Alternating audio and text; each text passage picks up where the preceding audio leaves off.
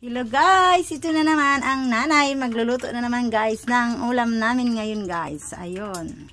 Kung kapon ay paksiw, ngayon guys ay prito na naman ulit. Ayun guys.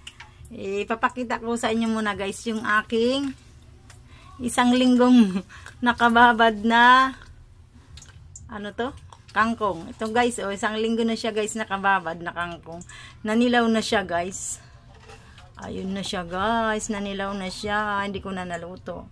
Tapos itong aking ano guys, ang aking tangkay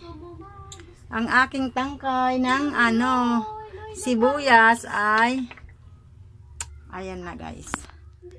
Ayun na, lalakasan ko na ang aking apoy. Ay magprito na ako guys muna. Ayun na guys, ayun.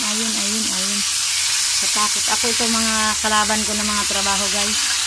Yung magprito pa ito, natalsik, katakot. Kahapon ay paksiw guys, ngayon ay prito.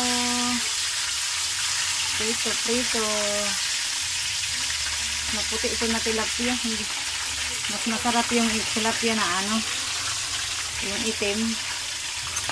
Yan guys, kasi guys, mura, medyo mura guys. Kaya ng bulsa. Pero yung isa guys na tilapia, medyo mahal. Ayan na guys. Ito guys ang ating walang kamates. Si Alexis ay hindi bumili. Ayun na guys. Ayun na. Magpupunas-punas muna tayo guys. Habang naghihintay ng aking prito. Punas-punas muna tayo guys. Ayun na guys, pupunas-punasan muna ang aking kalan. Ayun. Matalsikan ako ng mantika, nakakatakot. Ito guys ang aking estudyante. Dumating, kumakain na. Ayun na sila guys. Ayun, bigyan mo si ano, Ice Candy.